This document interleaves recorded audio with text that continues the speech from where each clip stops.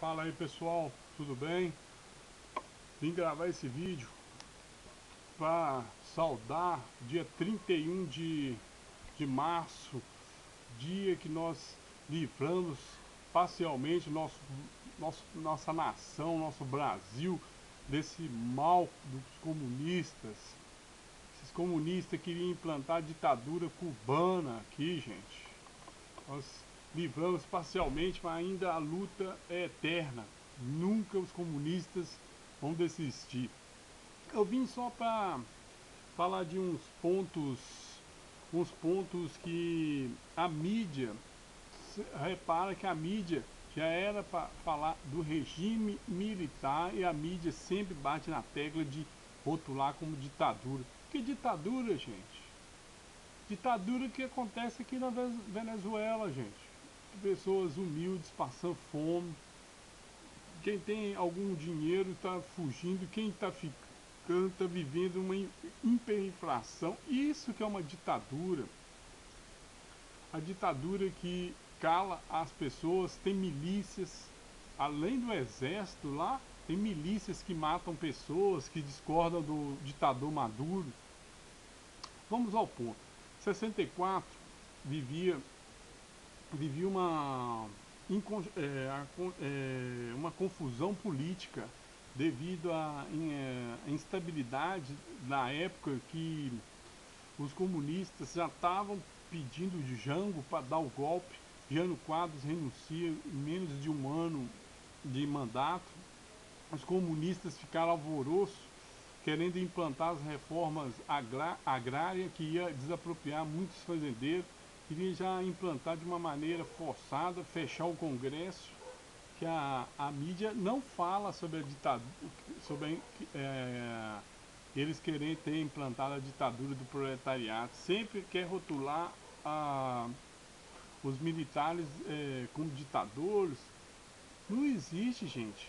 Como que existe um ditador? Como que existiu ditadura no Brasil? Tá bom, vamos pegar Costa Silva. Costa Silva, você vê que o governo militar alternavam de pessoas mandando e tinha um congresso e tinha a Uni não, me desculpe, tinha a MDB e a UDN, dois representantes no Congresso, um era a favor do governo e a oposição. E eles que votavam no representante para ficar na cadeira presidencial, mas só que escolhia dentro do campo militar. Vocês entenderam? Aí por isso que eu discordo totalmente que a mídia nos vendem até hoje que houve ditadura, se houve uma alternância de poder. Você vê que países ditadores não há alternância de poder. Uma pessoa senta ali a bunda dele e fica ali até quando ele quiser, até quando ele morrer a maioria, igual o pai do ditador lá da Coreia do Norte. Foi passando de família e lá não é monarquia, né?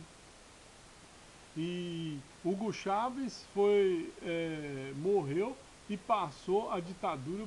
Se ele não tivesse morrido, Hugo Chávez, ele estava lá até hoje mandando. Ele já tinha implantado o chavismo dentro da Venezuela. Fez a mesma estratégia do Lula, enganou o povo. Voltamos a 64. Uma instabilidade que o povo via tenebroso. Aquilo que aconteceu em Cuba em 59, 58, os guerrilheiros tomaram o poder à força do Fulgêncio Batista e Fidel Castro estava levando guerrilheiros brasileiros para treinar guerrilha lá, e a Coreia do Norte, a Rússia estava também levando brasileiros para treinar guerrilhas urbanas para o. Aí depois de 64 você viu que os comunistas começaram a querer espantar o terror, fazendo terrorismo, fazendo de tudo que é ruim na Terra, né? O terrorismo é uma forma muito, vamos dizer, bizonha, terrível de implantar o medo nas pessoas, implantar uma coisa sendo forçada. os militares ficaram temendo isso tudo, e o povo indo em protesto, falando que não queria o comunismo, essas coisas.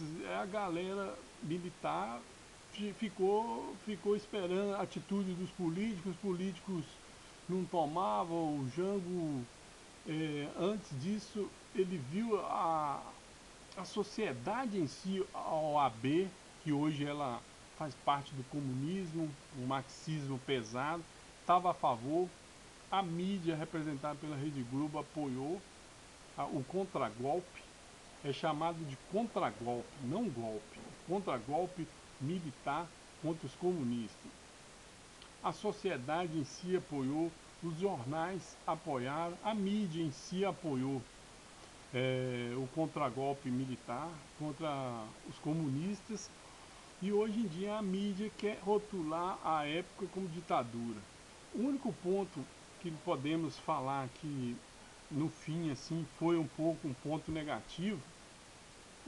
Vamos falar, em guerra sempre há mortes. Houve mortes dos dois lados. Os militares e os comunistas morreram, os guerrilheiros comunistas.